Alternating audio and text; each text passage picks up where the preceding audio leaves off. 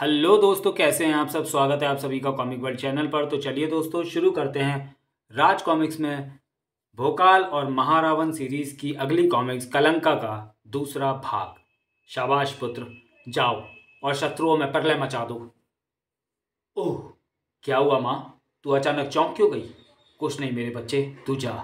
कलंकनी का आदेश मिलते ही फिर वहां नहीं रुका काल बिंदु। अपने शरीर को बिंदु में बदलकर वह तुरंत ही वहां से रवाना हो गया। काल बिंदु चला गया। अब मुझे देखना है कि एक पल पहले मेरे मस्तिष्क में आकर टकराने वाली तरंगें मुझे किस संकट के बारे में सूचित करना चाहती हैं। आंखें बंद करके ध्यान मुद्रा में बैठ गई कलंकनी। दूसरे ही जड़ चिहुक पड़ी, क्योंकि जो संकट उसे नजर आया था उसका नाम था अतिक्रूर। यह कलंका नगरी के आधार स्तंभ की नींव की तरफ क्यों बढ़ रहा है? अरे, ये इसके हाथ में क्या है? ये तो कलंका के आधार स्तंभों के नीचे दबे कीले हैं। लेकिन ये चारों कीले प्राप्त नहीं कर पाएगा, क्योंकि जिस चौथी कील को लेने वह आगे बढ़ रहा है वह अत्यंत महत्वपूर्ण है। इसलिए मैंने उसकी रक्षा के लिए बिठा रखे हैं ऐसे ऐसे पहरेदार जो अतिक्रूर को किसी भी दशा में उस तक नहीं पहुंचने देंगे। रुक जाओ, हमारे जीते जी तुम चौथी कील को नहीं पा सकते। ऐसा है तो लो, रुक गया मैं। अब मैं तुम्हारी लाशों के ऊपर से होकर ही बढ़ूंगा। खचाक! तुम्हें मृत्यु के पास भेजकर ही खच खचाक उस कील को प्राप्त करूंगा मैं। खचाक फचाक! उस क्रूर सम्राट की क्रूरता कहर बनकर राक्षसों पर बरसी और उनका संहार करके ही रुकी। तुम क्या, आज प्रलय भी आ जाती तो वह भी अति क्रूर के बढ़ते कदमों को ना रोक पाती। अरे, वह कील कहाँ गई? अभी तो सामने ही रखी थी। मेरे पास है वह कील, ले सकता है तो ले ले। अचानक पीछे से गूंजती उस आवाज ने अति क्रूर को चौंकाया। वह तेजी से आवाज की दिशा में पलटा और स्तब्ध रह गया। पीछे मौजूद उस आवाज के स्वामी को देखकर अति क्रूर जैसे बाहुबली की आंखें आश्चर्य से फटती चली गईं। ठीक उसी समय कलंका के बाहर मौजूद भीलों में भी आश्चर्य का तूफान उठ रहा था। अरे, यह आकाश से अचानक नीचे आया काला बिंदु सा क्या है जो धीरे धीरे विशाल होकर हम पर छाता जा रहा है? ओह, क्या है ये? कहीं कोई संकट तो नहीं? विशाल हो चुका वह काला बिंदु साधारण संकट नहीं था, बल्कि महासंकट था। उसकी छाया के घेरे में आए सभी भीलों को उसका पता शीघ्र ही चल गया। ओह, उस विशाल बिंदु ने तो एकाएक तेजी से सिकुड़ना प्रारंभ कर दिया है। संभालो अपने आप को, उसके साथ हम भी सिकुड़ रहे हैं। आह! मानो सभी एकाएक नींद से जागे। सभी ने संभलने का जी तोड़ प्रयास किया, लेकिन ना तो कोई संभल पाया और ना बच पाया। बचाओ! धीरे धीरे छोटा होता हुआ बिंदु सभी को निगल गया।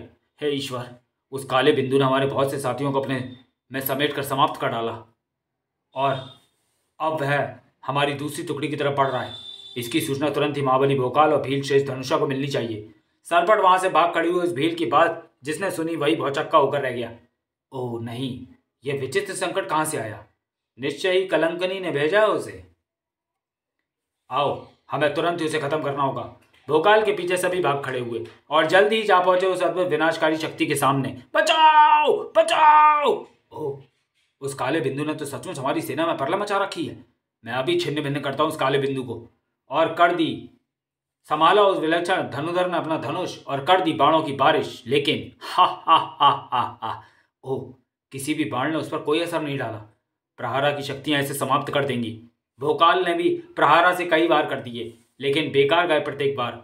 ओह, प्रहारा की शक्ति का भी उस पर कोई असर नहीं। कोई कुछ ना कर सका। सभी के देखते ही देखते हुए काला बिंदु भीलों की उस टुकड़ी को भी निगल गया। हा हा हा हा हा! मनुष्यों की इस टुकड़ी को निगलने में जो आनंद नहीं आया वह इस टुकड़ी को निगलने में आएगा, क्योंकि इसमें भोकाल जैसा महाबाली और धनुषा जैसा धनुधर है। हा हा हा हा! वह काला बिंदु तेजी से आगे बढ़ा। इसी के साथ वृद्ध चीख पड़े, बचो इससे! जिस पर भी इसकी छाया पड़ी उसका अंत निश्चित है। अब धनुषा इसकी छाया की चपेट में किसी को नहीं आने देगा। इन तुच्छ बाणों के दम पर जा दामा तो चल धनुषा, क्योंकि इन्हें नष्ट करने के लिए काल बिंदु के पास असंख्य छोटे छोटे काले बिंदु मौजूद हैं। ओह, प्रयास करते रहो, हम अवश्य सफल होंगे। कितना भी प्रयास कर लो, किसी को सफल नहीं होने देगा काल बिंदु। सभी को निगल जाएगा। हा हा हा हा हा! ओह, धनुषा और बहुत से भीलों को अपनी चपेट में ले ही लिया काल बिंदु ने, और अब वह तेजी से भोकाल की तरफ बढ़ रहा था। उसके आगे बढ़ने की गति और भोकाल के विफल होते प्रयासों से यह एकदम स्पष्ट था कि भोकाल जल्दी काल बिंदु के शिकंजे में फंसने जा रहा था। जबकि ठीक उसी समय इधर अतिक्रूर एक मुसीबत में फंस चुका था। यही कील चाहिए ना तुझे? ले, मैंने इसे यहाँ रख दिया है, आगे बढ़ो, उठा ले। अपने विशाल चट्टानी शरीर के बल पर अगर तू सोच रहा है कि तू मुझे इस कील को हासिल करने से रोक लेगा तो ऐसा सोचना तेरी बहुत बड़ी भूल है। उफ, भूल मैं नहीं, तू कर रहा है कीड़े, जो ये सोच रहा है कि पथरीला के होते तू इस कील को ले जाने में सफल हो जाएगा। इस कील को तो मैं प्राप्त करके ही रहूंगा, फिर चाहे रोकने के लिए सामने कोई पत्थर आए या पर्वत। भाग! अभी कुछ ही क्षणों में इसका निर्णय हो जाएगा और वह निर्णय निसंदेही मेरे पक्ष में होगा। समान शक्ति वाले दो प्रतिद्वंदी आपस में जूझे हुए थे, इसलिए यह कहना मुश्किल था कि विजय किसकी होगी। लेकिन यहां काल बिंदु के सामने भोकाल की शक्ति कुछ भी नहीं थी, इसलिए यहां यह निश्चित था कि विजय काल बिंदु की ही होगी। लेकिन अगर काल बिंदु इतनी आसानी से भोकाल पर विजय पा लेता तो महावीर हनुमान को उनके साथ रहने का औचित्य क्या रह जाता। महाबली, जल्दी से इस बड़ी चट्टान के पीछे आ जाओ, इससे काल बिंदु की छाया आसानी से तुम तक नहीं पहुंच पाएगी। इस बड़ी चट्टान को तो मैंने यहां से काफी दूर पड़े देखा था, यहां कैसे पहुंची है? चट्टान को देखकर भोकाल के मस्तिष्क में जो प्रश्न उठा उसे उसने चट्टान के पीछे पहुंचते ही वृद्ध से पूछ लिया, यह चट्टान यहां कैसे पहुंची वृद्धवर? हमें क्या पता महाबली। भोकाल को काल बिंदु से बचाने के लिए चट्टान को यहां लाने के सिवा हमारे पास कोई चारा नहीं था। इसे यहां देखकर भोकाल आश्चर्यचकित तो है, लेकिन हम बाद में सब ठीक कर लेंगे।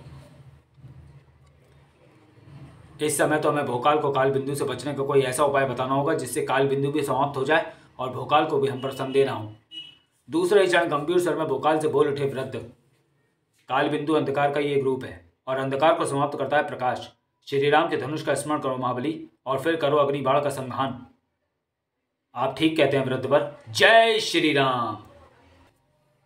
श्री राम के नाम पुकारते ही, श्री राम के नाम पुकारने के साथ ही भोकाल के हाथ में पहुंचा उनका वह चमत्कारी धनुष और पीठ पर पहुंचा सैकड़ों अद्भुत शक्तियों के बाणों से भरा हुआ तरकश, जिसके कई बाण इस समय महाबली भोकाल के हाथ में नजर आ रहे थे, जिन्हें धनुष पर चढ़ाकर छोड़ने में भोकाल ने एक क्षण भी नहीं गंवाया। बाण तेजी से हवा में सरसराए और हवा के संपर्क में आते ही अग्नि बाणों के रूप में परिवर्तित हो गए। दूसरे ही क्षण ऐसा प्रतीत हुआ मानो सूर्य पृथ्वी पर उतर आया हो। भीषण प्रकाश चारों तरफ फैल गया। इसी के साथ काल बिंदु की चीख से सारा वातावरण गूंजने लगा। बचाओ! काल बिंदु की माया समाप्त हो रही है महाबली। वह भी नहीं बचेगा, अपनी माया के साथ वह भी समाप्त हो जाएगा। श्री राम की लीला अपरंपार है। भगवान राम के धनुष के बल पर इधर भोकाल अपने शत्रु को समाप्त करने में सफल हुआ, जबकि इधर अतिक्रूर को अभी सफलता मिलनी बाकी थी और अब वह सफलता उससे ज्यादा दूर नहीं थी। वह उसके शत्रु के लड़खड़ाते कदम और अतिक्रूर के हाथों में थवे दंताक से साफ प्रतीत हो रहा था। दंताक ने बड़े बड़े पहाड़ों का सीना चीरा है, फिर इसके आगे इस पथरीले सीने की क्या औकात है। फड़ाक! इसे भी चीर कर दम लेगा दंताक। दंताक के इस भीषण प्रहार ने पथरीला के शरीर की धज्जियां उड़ा दी। अब वहां ऐसा कौन था जो उस क्रूरों के सम्राट को कील उठाने से रोकता, लेकिन जैसे ही उसने वह कील उठाई वैसे ही दूर मौजूद कलंकनी क्रोध से चिंगाड़ उठी। मेरी हर शक्ति को पराजित करके तूने आखिर उस कुल को प्राप्त कर लिया थी क्रूर, परंतु तुझे यह नहीं पता कि ऐसा करके तूने अपनी मृत्यु को निमंत्रण दे दिया है और अब मौत से तुझे ब्रह्मांड की कोई भी शक्ति नहीं बचा सकती। कलंकनी के हाथ में थमे अस्त्र से निकलकर तेजी से लपकी वे बिजलियां अतिक्रूर के लिए वे मौत सिद्ध हुई, जिसने ना उसे कुछ समझने का अवसर दिया और ना बचने का। भचाक! भच! हृदय विदारक चीख निकली उस बलशाली के कंठ से। सूखे पत्ते की तरह लहरा उठा उसका भारी भरकम शरीर। कलंकनी अंततः मुझे अपना शिकार बनाने में सफल हो ही गई, परंतु वो मुझे मेरे अभियान में विफल करने में सफल नहीं हो सकती। ये चारों किले मेरे परम मित्र भोकाल तक पहुंचेंगी, हर दशा में पहुंचेंगी। क्षीण होती अपनी संपूर्ण शक्ति को इकट्ठा करके चारों किलों को उछाल दिया उस बलवान ने और फिर लहराकर नीचे आ गिरा, कभी न उठने के लिए। भोकाल का परम मित्र अपना कर्तव्य निभाते हुए समाप्त हो चुका था और भोकाल को इसकी खबर भी ना थी। वह तो अपने मस्तिष्क में उठते प्रश्नों के तूफान को शांत करने में जुटा हुआ था। काल बिंदु ही नहीं, मैंने बहुत सी अपराजित शक्तियों को आपके निर्देशों का पालन करते हुए समाप्त किया है। आपका बताया हर उपाय एकदम सही निकला। आप साधारण मनुष्य नहीं हो सकते। जब तक आप मुझे अपनी वास्तविकता नहीं बता देंगे तब तक मैं आपके चरण नहीं छोड़ूंगा। हम कोई दैविक शक्ति हैं ऐसा तो मैं व्यर्थ ही भ्रम हो गया है महाबली। हम तो दुर्बल व जर्जर वृद्ध हैं, आज हैं कल वक्त की आंधी चली तो नहीं रहेंगे। हमने दैविक कार्यों जैसा कोई कार्य नहीं किया महाबली। सभी दुष्ट शक्तियों को तुमने अपने बाहुबल, अपने पराक्रम और अपने युद्ध कौशल से समाप्त किया है। तुम जैसा महाबली यह कर पाया, वरना ब्रह्मांड की किसी शक्ति में ऐसा साहस ना था। तुम वास्तव में महाबली हो भोकाल, सच्चे महाबली हो तुम। कोई नहीं देख पाया कि क्या किया उस संकट मोचन ने। दूसरे ही पल एक झटके से उठ खड़ा हुआ भोकाल। आप सत्य कहते हैं वृद्धवर, वास्तव में मैं महाबली हूँ, ब्रह्मांड का सबसे बड़ा महाबली। अंततः हमें विवश होकर भोकाल पर अपनी माया का प्रयोग करना ही पड़ा। इसी तरह अब हमारा भेद भेद रह सकता है, क्योंकि अब भोकाल का ध्यान हमारी तरफ से हट जाएगा और अब वह विधि के विधान को नहीं स्वयं को कर्ता मानेगा। अहंकार हो गया उसे, और जिसे अहंकार हो जाए वह स्वयं को सब कुछ समझने लगता है। अरे ये आवाज़ कैसी? टन! बजरंगबली की तंद्रा अचानक वहां गूंजी आवाज़ से टूटी। पीछे पलटे तो उन्हें नजर आई वे 4 कीलें। ये तो वे कीलें हैं जिन्हें लेने अतिक्रूर गया था। ये यहाँ कैसे पहुंची? तुरंत ही सारा मामला उनकी समझ में आता चला गया। इन्हें पाताल से अतिक्रूर ने उछाला है। ओह, अतिक्रूर तो कलंकनी का शिकार बनकर मृत्यु को प्राप्त हो चुका है। यह दुखद सूचना भोकाल को पागल कर देगी, इसलिए हमें अभी उसे कुछ नहीं बताना, क्योंकि हम अपनी दिव्य दृष्टि से देख रहे हैं कि कुछ ही क्षणों में यहाँ पहुँचने वाली एक बहुत ही प्रलंकारी शक्ति। बजरंगबली की दिव्य दृष्टि में जो प्रलंकारी शक्ति नजर आ रही थी वह जल्दी ही वहां पहुंची। जिसे भोकाल ने समाप्त किया था वह काल बिंदु की माया थी। काल बिंदु अभी भी जीवित है, तुम सबको मृत बनाने के लिए। चहु और नजर आने लगी आग ही आग। बचाओ, भागो! रुको साथियों, भागने की जगह सभी मिलकर इस पर आक्रमण करो। हा हा हा, बहुत घातक है तुम्हारे ये अस्त्र शस्त्र। लेकिन काल बिंदु की अग्नि तलवार के आगे कुछ भी नहीं। हा हा हा हा, साधारण अस्त्र शस्त्र को भस्म करना इतना प्रसन्न ना हो काल बिंदु, क्योंकि तेरी मृत्यु इस महाबली के धनुष से निकले इन चमत्कारी बाणों से होनी लिखी है। अस्त्र साधारण हो या चमत्कारी, माँ कलंकनी की शक्ति सबको राख करना जानती है, और शत्रु साधारण मनुष्य तुम जैसे पराक्रमी सभी को समाप्त करती है। ओ धनुषा! भोकाल तो फुर्ती से एक तरफ छलांग लगाकर आग के उस भीषण प्रहार से बच गया, लेकिन धनुषा नहीं बच पाया। भोकाल धनुषा की तरफ लपका, लेकिन उस तक पहुंच नहीं पाया। उसकी चिंता छोड़ भोकाल, और अपनी चिंता अपनी जिंदा चिता जलवाने की सोच। ओह, ये दुष्ट मुझे धनुषा तक नहीं पहुंचने दे रहा, जबकि उसके भीषण आग से घिरे शरीर को मेरी आवश्यकता है। भोकाल चीखा, अपने आप को धरा पर गिराओ तो धनुषा, और इधर उधर पलटी खाओ ताकि तुम्हारे शरीर पर लगी आग बुझ जाए। धनुषा ने तुरंत वैसा ही किया, लेकिन हा हा हा हा हा, ये आग इतनी आसानी से नहीं बुझने वाली, ये तो प्राण हर कर ही ठंडी होगी। ओह, इसे इस तरह काबू पाने का प्रयत्न करने में समय मत गवाओ महाबली। भगवान श्री राम के तुड़ीर में रखे वर्णास्त्र बाण का प्रयोग करो। मैं भी यही करने वाला था वृद्धवर। पलक झपकते ही भोकाल के हाथ में नजर आया वर्णास्त्र बाण, जो तुरंत ही धनुष से छूटा और अगले ही क्षण दिखा गया अपना चमत्कार। आकाश से बरस पड़ा मूसलाधार पानी, जिसने न सिर्फ धनुषा व अन्य भीलों के शरीरों में लगी आग को बुझाया, बल्कि काल बिंदु के हाथ में थमी तलवार की भी अग्नि को शांत किया। इसी के साथ वृद्ध के कंधे से गूंजी वह कठोर आवाज, अब इसके हाथ में थमी तलवार साधारण है महाबली, आगे बढ़ो और इसे अपनी तलवार के जोर दिखाओ। मेरी तलवार भी इसी कार्य के लिए मचल रही है वृद्धवर। महाबली वही है जो अपने बाहुबल से स्थिति का मुंह पलट दे और अपने शत्रुओं को धता बताए। इसलिए हे राक्षस वीर मायावी, नरसंहार मचाना छोड़ और दिखा कि तू महाबलशाली भोकाल की भांति तलवार का धनी है या नहीं। माँ कलंकनी की असीमित शक्तियों से बना मेरा शरीर ब्रह्मांड की हर शक्ति का धनी है। यह बात तुझे तब पता चलेगी जब मेरी तलवार तेरे शरीर को सैकड़ों टुकड़ों में बांट देगा। टनाक! भोकाल पर तलवार का वार करके कालबिंदु ने यह प्रमाणित कर दिया कि वह वीर था, और शीघ्र ही यह भी प्रमाणित किया कि वह तलवार का जबरदस्त धनी था। लेकिन उसे क्या मालूम था कि उसका प्रतिद्वंदी भोकाल था, वह भोकाल जो बचपन में खिलौनों की जगह तलवारों से खेला था और जिसने अपनी जवानी तलवार के साए में गुजार दी थी। खटाक! और सैकड़ों बार अपनी प्रतिद्वंदी के शीश को अपनी तलवार से उतारकर अपने आप को ऐसा महाबली सिद्ध किया जिसे हराना नहीं, केवल जीतना ही सीखा था। टनाक! आज की तरह खचाक! संपूर्ण चपलता को मात करते हुए उस महाबली ने उड़ा दी कालबिंदु की गर्दन, लेकिन वह कटी गर्दन जमीन पर गिरने की बजाय हवा में लहराती चली गई और जा गिरी उस महाशक्ति के कदमों में। उफ!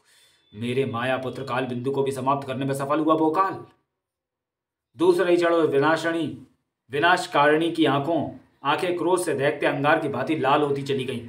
अवश्य भोकाल के विधाता ने उसकी मृत्यु पर मेरा नाम लिखा है। भोकाल अब मृत्यु से नहीं बचेगा, क्योंकि अब उसका संहार करने में खुद जाऊंगी। रणचंडी का रूप धारण कर निकल पड़ी कलंकनी उस भोकाल के संहार के लिए, जो इस समय गर्व से अपनी छाती फुलाए अपने अभिमान को बढ़ा रहा था। जाने क्यों छोटे मोटे राक्षस मुझसे भिड़ने चले आते हैं, नाखून बराबर का काल बिंदु महाबली से टकराने आ पहुंचा। सही कहा महाबली, तुम सचमुच महान योद्धा हो। संपूर्ण ब्रह्मांड में तुमसा महाबली नहीं मिलेगा। अरे, बोलते बोलते अचानक चौंके वृद्ध, और इनके इस तरह चौंकने का कारण था सामने उठा धूल का वह बड़ा गुब्बार। ये क्या है जिसके आने से उठ रहा है वह धूल का गुब्बार? कौन बड़ा आ रहा है इस तरफ? कलंकनी, कलंकनी है वह तो, अपने संपूर्ण रौद्र रूप में। सावधान महाबली, कलंकनी अब स्वयं तुमसे युद्ध करने के लिए आई है। देवताओं के वरदानों और काली शक्तियों ने उसे अजय बनाया हुआ है। निसंदेह ही तुम्हारे पास मौजूद प्रत्येक दिव्यास्त्र का जवाब अपने साथ लेकर आई होगी। उफ वृद्धवर, आप भी व्यर्थ चिंतित होते हैं। एक स्त्री भी भला भोकाल के दिव्यास्त्र का जवाब दे पाएगी? भोकाल की बातों में भरे दम्भ को सुनकर मुस्कुराए बिना ना रह सके वृद्धवर। फिर ठीक तभी कलंकनी के हाथ से छूटा वह त्रिशूल धरा के सीने से आ टकराया। इसी के साथ मानो वहां प्रलय आ गई। धरती में कई दरारें पड़ती चली गईं, जिसमें समाते भोकाल के भील साथियों की चीखों से वातावरण गूंज उठा। आ तो चलिए दोस्तों, वीडियो को यही समाप्त करते हैं और मिलते हैं कलंका के तीसरे और अंतिम भाग में अगले वीडियो में। तब तक के लिए धन्यवाद।